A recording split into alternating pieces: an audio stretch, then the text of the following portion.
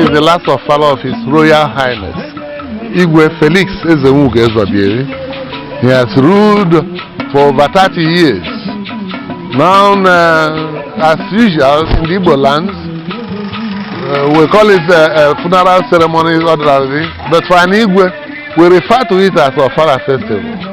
Well, you can see that arrangements are on top gear. We are set to give him the final respect, final goodbye as the Igwe of this community. I'm our Prince Chid Ezenwugo. Namo Boya Garanje, Kachakanabata no Bashin Katata, Nala Boga, Nagata Namba State. Namo on you dog.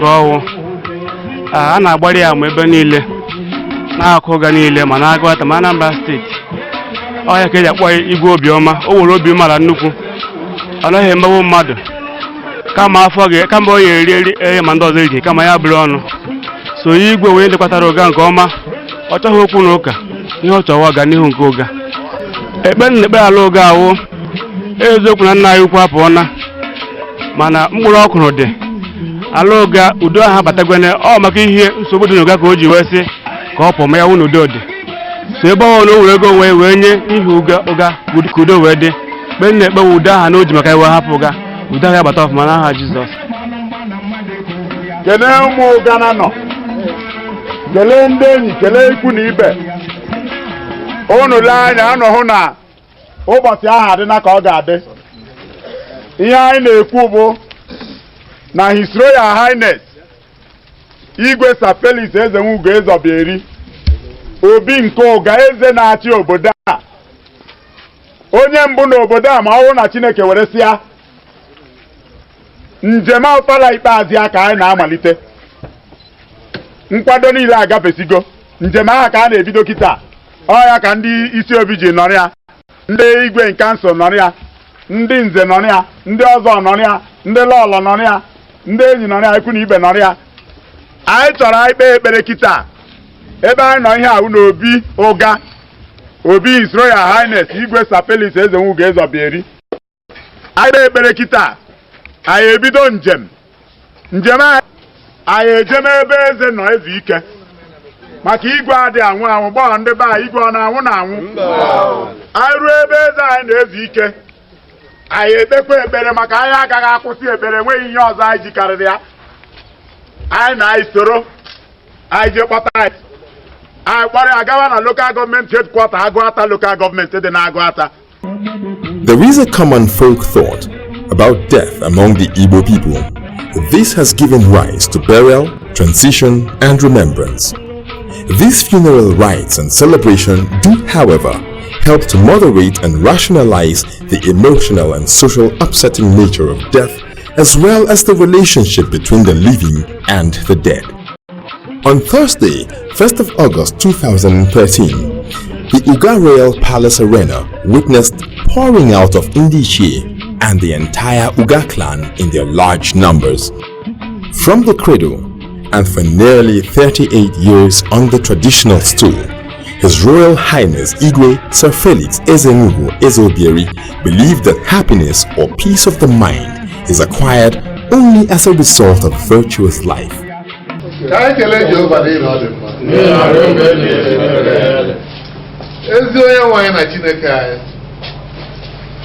Ọ dị n'obi mma iwe debe ụbọchị otu a. Anyị enweghị mgbagha maka ikpe wee ebe a ka o nyedere. Anyị bụ ndị ichie na ụmụnne na ụmụnna wee na-arịọ n'oge dị ugbu a ka iduru mkpụrụ obi eze anyị Ezenwugo duru ebe ọ ga-ezu ike. Anyị ekpe n'aha Jizọs. Amen. The retirement and the last Ofala chronicled by the Event of Days programmed the summit of traditional rulers' chamber at Agwata local government area headquarters. From the event, by event assessment, the Igwe's retirement was more than dignified in a traditional fashion, as more favorable portrait of His Royal Highness Sir Felix Ezenwugo, Ezeobieri's last Ofala presented facts, history in its depths, and with which anyone could warrant in life and times of these legendary kings among kings.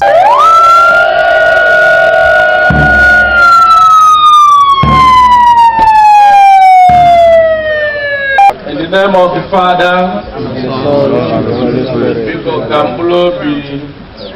Felix, Ambulo Bidin Equalon Galaga, Achineke Nata, Obi and Andokwa. I Bel Kai, and I Bunai, I Bubagi, Nahol, Ebe, Guinea, Wendy, other 14 communities. Now I take a decision. Ezeobieri, Nemena Agwata, since Urubido Renbe. I was a Kabia ka fa Mekuya Kono Semie na Oikiki na Gave. I am a Grembele, I Baluze, Igwe, the deputy chairman, Igwe Soke na around. Eme Kari Eme, I messize Echi, I manande Agwata Niles, Ghana na ya palace. Well, so you know, the not never back again.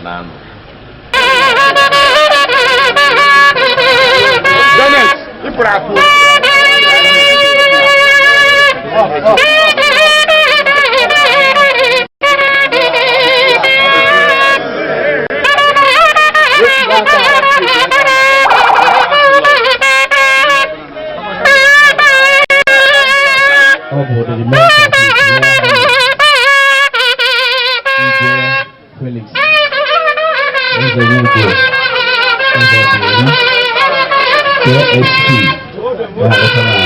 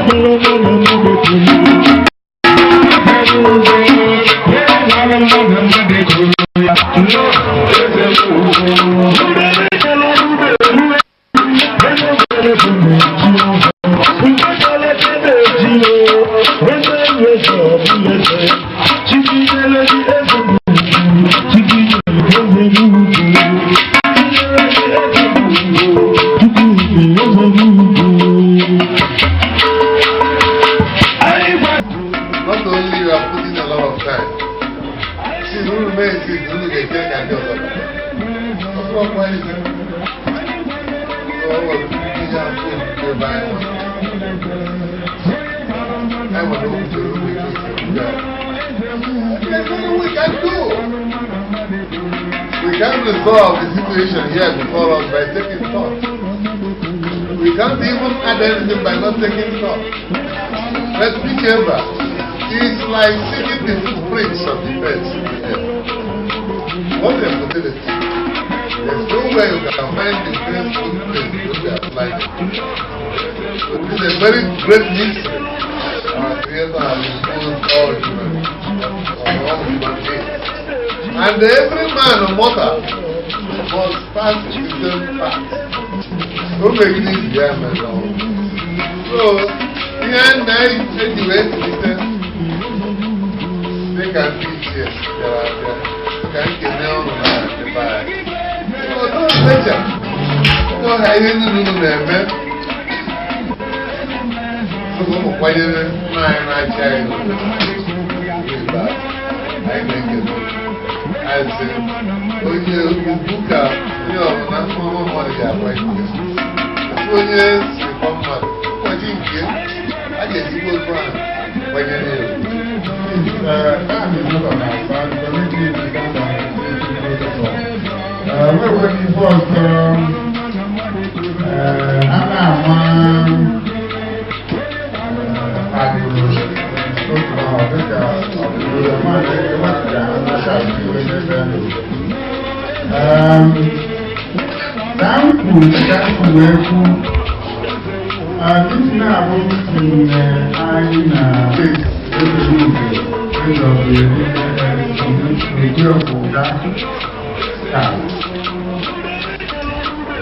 And as usual,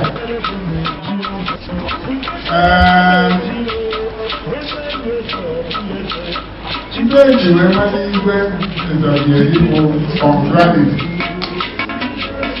That's your attack. The people of the children are not spirit. They are not able that they are not. I don't like some of the time. I'm one name of you guys. My colleague is looking at you with after the oldest children are quite not by age, but by way of strength. His Royal Highness acted BBC also. I just spoke with him. It won't be another 10 minutes before he's here, but the time is no longer on our side, so apart from his presence. His Royal Highness Ezeobieri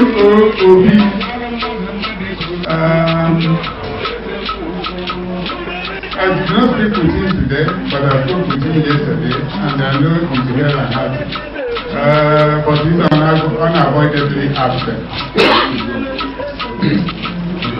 Thank you. His Royal Highness Dr. Barrister MNA Amaya, who was here before we here. Amaya, for any reason, Amaya in person. Okay, he's here, I will be here in the next 7 minutes. His Royal Highness Ezenwugo Amaya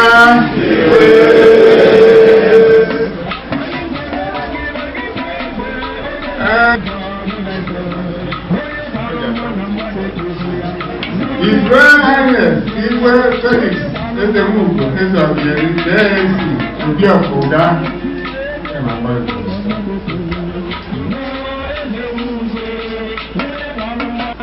we want to catch and do today.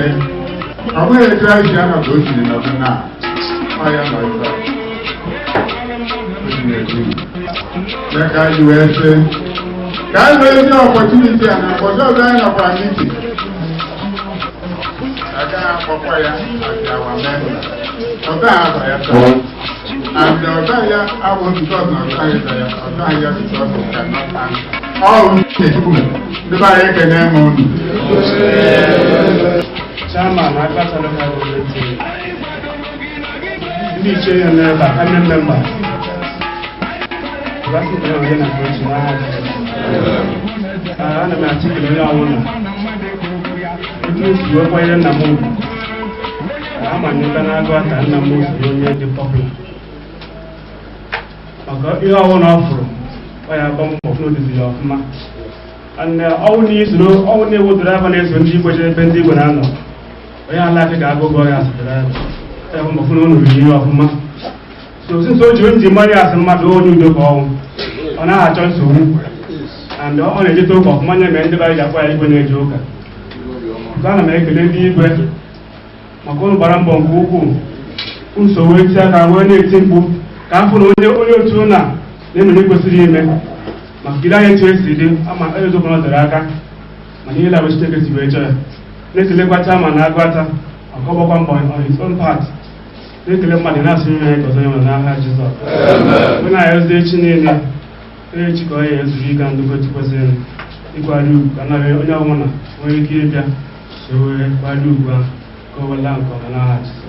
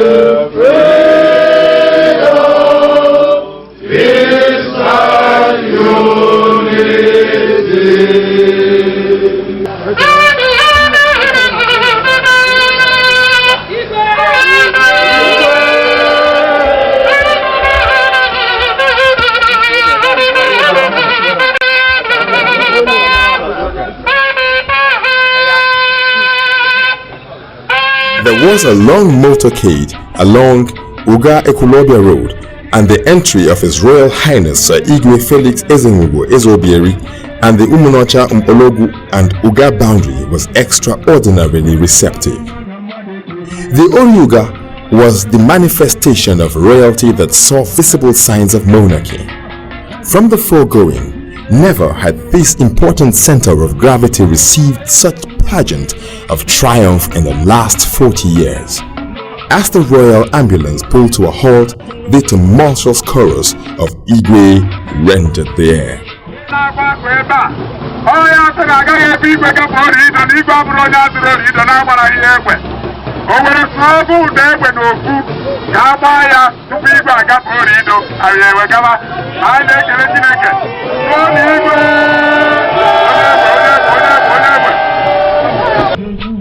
Highlights of this triumphant entry was at Nkoga.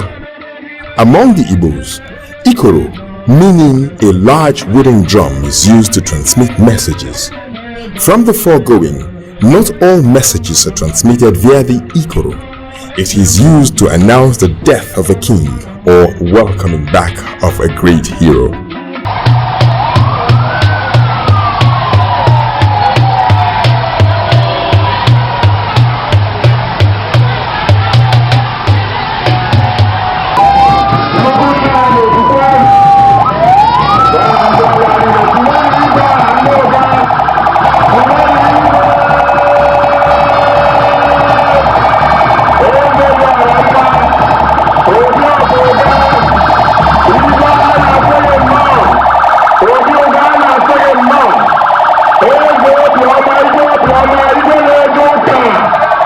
With patient expectations, the royal palace as the next port of call was agog with the ocean of sympathizers.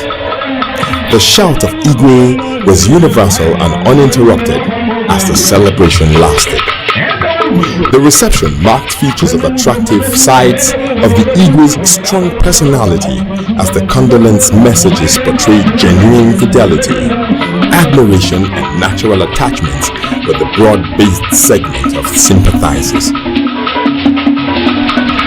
As the traditional cabinet council of Uga Kingdom filed to accord customary greetings to the Igwe as he rested, after the rigors of the extended last Ofala ceremony, the Uga people, through many gestures of goodwill, held him in esteemed veneration for a life of probity and simplicity.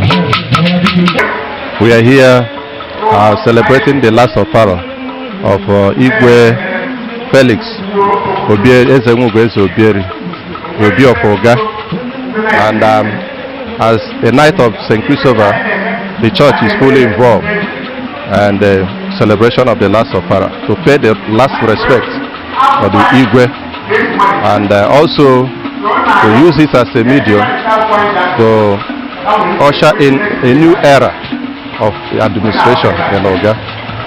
The culture and the church tradition agrees that a dead man will be given the last respect, and as Igwe, he deserves that last respect.